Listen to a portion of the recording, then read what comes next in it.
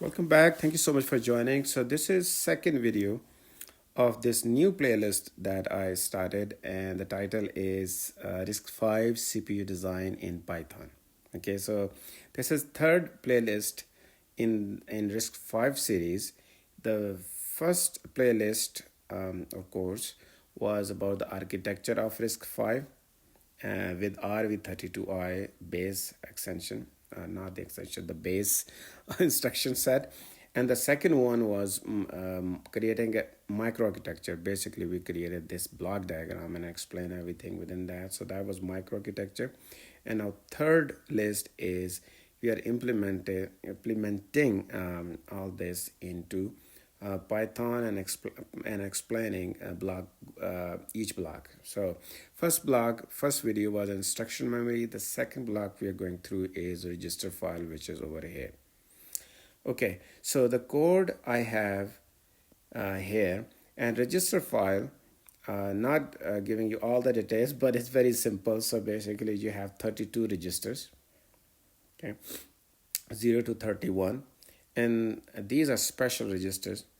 And I already explained under register file architecture, microarchitecture, what is the purpose, what is the purpose of each register. So I'm not going over that, but in terms of a block of hardware, okay, the requirements is that you have 32 registers or 32 location in the memory, and this memory is each location you can save 32 bits.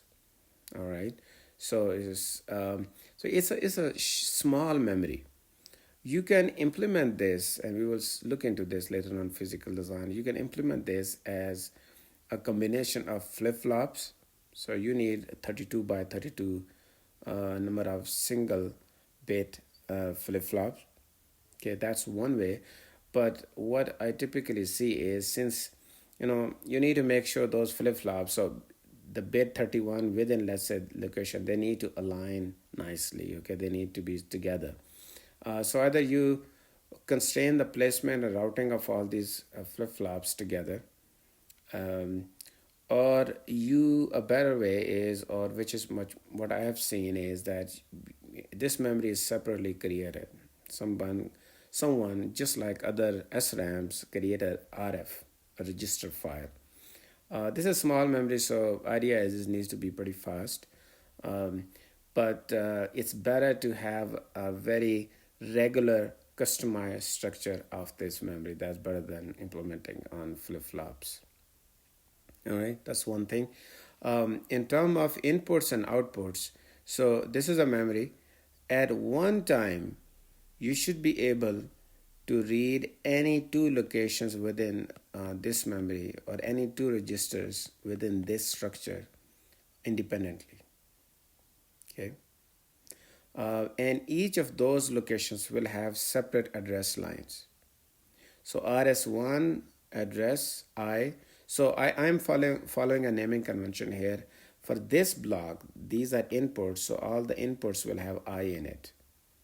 Okay, the output is actually, we will probably do a better job in hardware. You will have an output, but here in the Python, this is kind of a two-dimensional array that we will define within a class. It's regs, and 0 to 31 are keys, and each key can save a value which is 32-bit long. Okay, two locations or any two register we can independently read, and we can read them asynchronously, instantly. The moment we have address there will be a little bit delay in hardware, right, later on. But once the address is there for RS1, the first source register, then second source register, the output will be available right away. It's not on the clock. It's asynchronous, okay? But the writing is synchronous. It's on the clock. Each one of this is, okay, so I didn't mention. This is 5-bit, this is 5-bit, 5-bit, and this is the data that we want to write. So at one time, we can read two registers, but we can also simultaneously write into a destination register. Okay, and there is a write enable. If in order to write, we need to wait for the rise or fall edge of the clock, and we also need to have write enable there, and then we can write into these registers. Understood those specs for the register file? In Python, just like instruction memory, we have a separate class, and I explained last time that class is needed because we want to retain the value of this, not a big function where we get in and when we leave everything is gone.